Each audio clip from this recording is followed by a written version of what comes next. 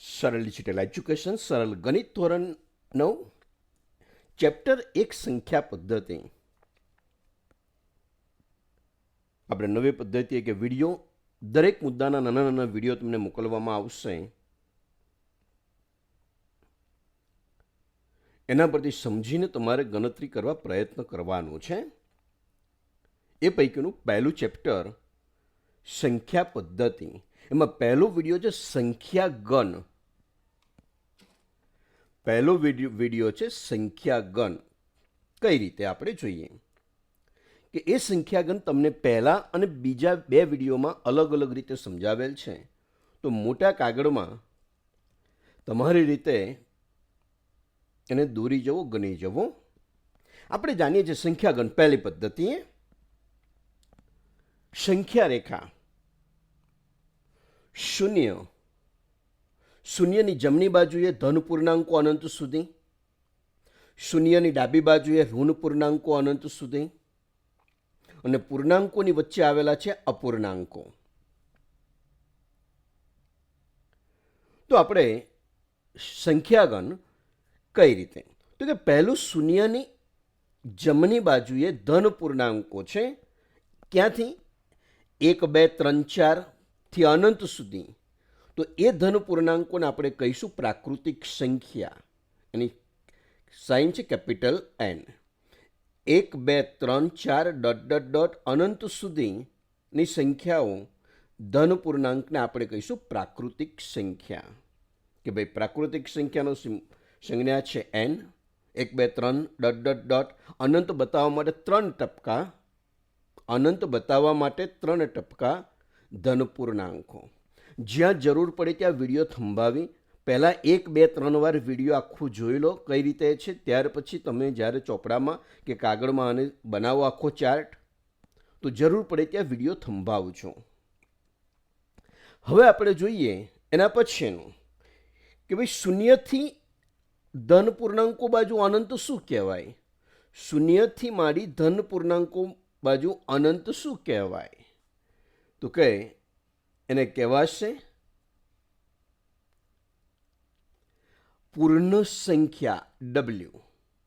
કે શૂન્યથી માંડી 1, 2, 3, 4 ડોટ ડોટ ડોટ ધન પૂર્ણાંકો અનંત સુધીના પૂર્ણ સંખ્યાઓ.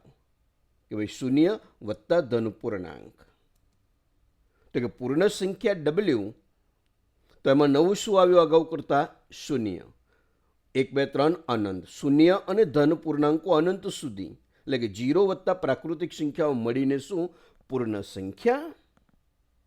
જ્યાં જરૂર પડે ત્યાં થંભાવી અને લખજો. હવે ત્યાર પછીનું ત્રીજું પૂર્ણાંક સંખ્યા. તો ક્યાંથી ક્યાં સુધીની? એટલે કે પૂર્ણાંક સંખ્યા ફરીવાર જુઓ. પૂર્ણાંક સંખ્યામાં શૂન્ય આવી ગયો, ધન પૂર્ણાંકો અનંત સુધી આવી ગયા, અને ઋણ પૂર્ણાંકો પણ અનંત સુધી આવી ગયા. તો નવું શું એડ થયું? ઋણ પૂર્ણાંકો અનંત સુધી. તો કે પૂર્ણાંક સંખ્યામાં કોણ કોણ આવશે? તો કે ઋણ પૂર્ણાંકો અનંત સુધી, શૂન્ય અને ધન પૂર્ણાંકો અનંત સુધી આવશે. તો કે પૂર્ણાંક સંખ્યા માટેની સંજ્ઞા છે ઝેડ, કે જેમાં આવશે ઋણ પૂર્ણાંકો અનંત સુધી, શૂન્ય અને ધન પૂર્ણાંકો અનંત સુધી. તો કે પૂર્ણ સંખ્યામાં વધારાનું શું આવ્યું? ઋણ પૂર્ણાંકો એડ થયા એટલે થયું પૂર્ણાંક સંખ્યાઓ. હવે જે આપણે નવી બાબત અત્યારે જોવા જઈ રહ્યા છે સમય સંખ્યા. સમય સંખ્યા એટલે શું?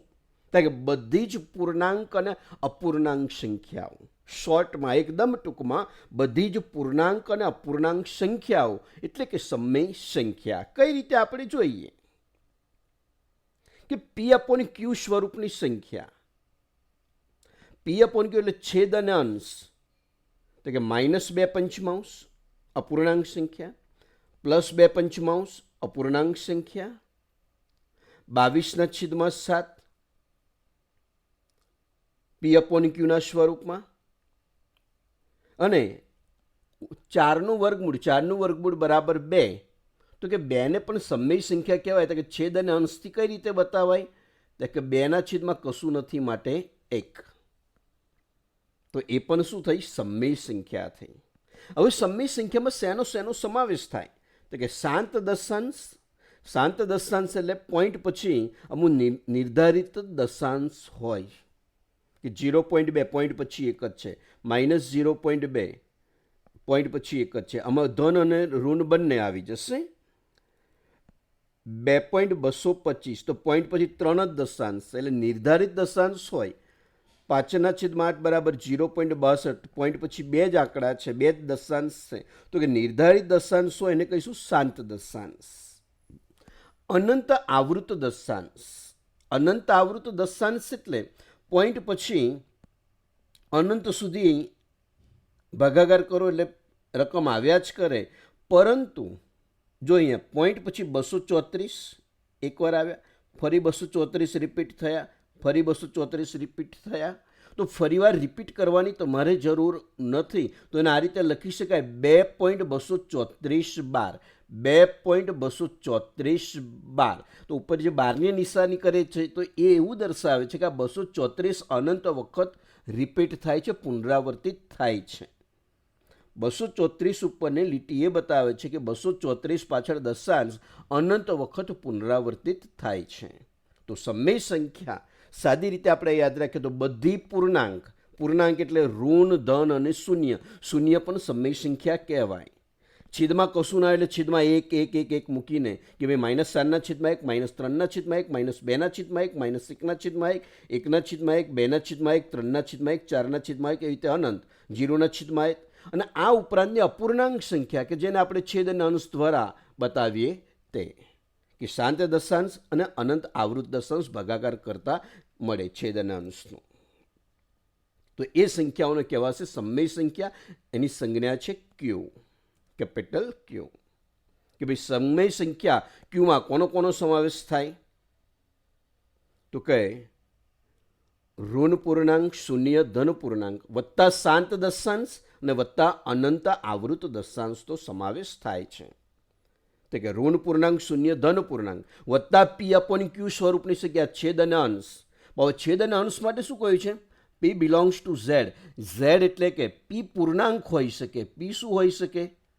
પૂર્ણાંક હોઈ શકે. P પૂર્ણાંક એટલે ધન હોય, P એટલે અંશ. જો અહીંયા P એટલે અંશ. અંશ પૂર્ણાંક હોઈ શકે, અંશ ઋણ હોઈ શકે, ધન હોઈ શકે અથવા શૂન્ય હોઈ શકે. પરંતુ છેદ ક્યુ એટલે કે છેદ, કેપિટલ N એટલે પ્રાકૃતિક સંખ્યા જ હોય, એટલે ધન પૂર્ણાંકો જ હોય. છેદ ક્યારેય શૂન્ય ના હોય કે છેદ ક્યારેય ઋણ ના હોય. કેપિટલ N એટલે ધન પૂર્ણાંકો જ હોય, પ્રાકૃતિક સંખ્યા જ હોય. આમ સમમેય સંખ્યા એટલે પૂર્ણાંક સંખ્યા ઝેડ વત્તા P/Q સ્વરૂપની સંખ્યા કે જેમાં શાંત સ્વરૂપ અને અનંત આવૃત સ્વરૂપની સંખ્યાનો સમાવેશ થાય છે.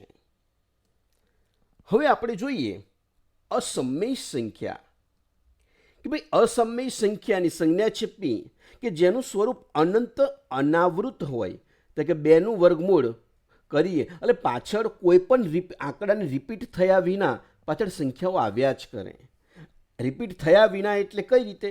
દાખલા તરીકે અહીંયા જે આપણે થયેલું કે ભાઈ 234 234 234 એવા રિપીટ ન થાય, અલગ અલગ આંકડા આવ્યા જ કરે, તો એને આપણે કહીશું અનંત અનાવૃત સ્વરૂપ.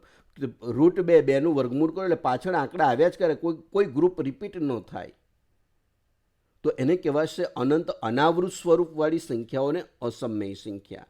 હા, આપણે વર્તુળના ક્ષેત્રફળ માટે 22/7 પાઈ બરાબર 22/7 લઈએ છીએ, પણ 22/7 એ સમમેય સંખ્યા છે. 22/7 એ સમમેય સંખ્યા છે. કેમ? તો કે ભાગાકાર 22/7 કરીશું એટલે આ ગ્રુપ રિપીટ થયા જ કરશે. જુઓ અનંત વખત. એટલે આપણે લખી દીધું 3.142 857 12 એટલે આટલું ગ્રુપ અનંત વખત રિપીટ થયા જ કરે છે. પરંતુ જ્યારે ખરેખર પાઈની વેલ્યુ તમે જોશો તો પોઈન્ટ પછી કોઈ આંકડો પછી કોઈ ગ્રુપ રિપીટ થશે નહીં, એટલે આ સ્વરૂપને અનંત અનાવૃત સ્વરૂપ કહેવાશે ને. અને પાઈને અસમય પણ 22/7 સમય કહેવાશે અને પાઈ અસમય કહેવાશે. √7 અસમય. જો આપણે એમાં જોઈએ કે ભાઈ √1 સરળતા એટલે √1નું વર્ગમૂળ 1 જ આવે એટલે એ સમય. 2નું વર્ગમૂળ સરળતાથી નહીં થાય, અસમય. 3નું વર્ગમૂળ સરળતાથી નહીં થાય, અસમય.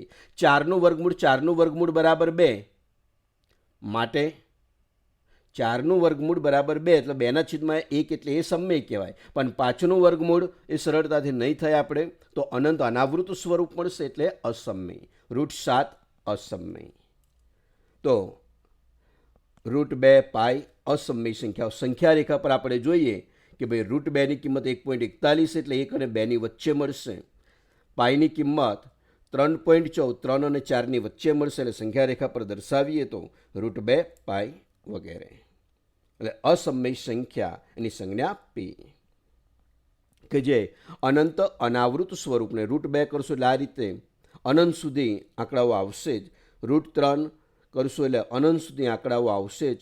પાઈ બરાબર 3.14 અનંત સુધી આ પાછળ આ રીતે આંકડાઓ આવ્યા જ કરશે. તો હવે આપણે સમય અને અસમય મળીને શું બનશે? વાસ્તવિક સંખ્યા, રિયલ નંબર્સ. એની સંજ્ઞા છે આર. સમય અને અસમય મળીને બનશે વાસ્તવિક સંખ્યા, રિયલ. એની સંજ્ઞા છે આર.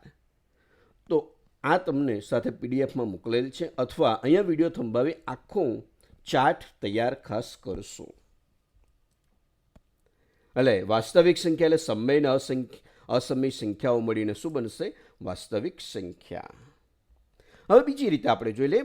પ્રાકૃતિક સંખ્યા ધન પૂર્ણાંકો, પૂર્ણ સંખ્યા સંજ્ઞા ડબલ્યુ, 0 વત્તા ધન પૂર્ણાંકો એડ થશે. પૂર્ણાંક સંખ્યા સંજ્ઞા ઝેડ, એટલે કે ઋણ પૂર્ણાંક વત્તા 0 વત્તા ધન પૂર્ણાંક.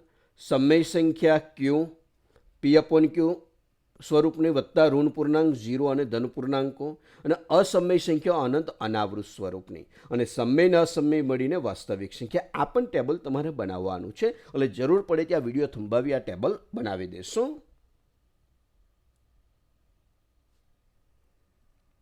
હવે બીજા વિડીયોમાં આપણે જોઈશું કે બીજી રીતે સંખ્યાગણ કઈ રીતે દર્શાવી શકાય.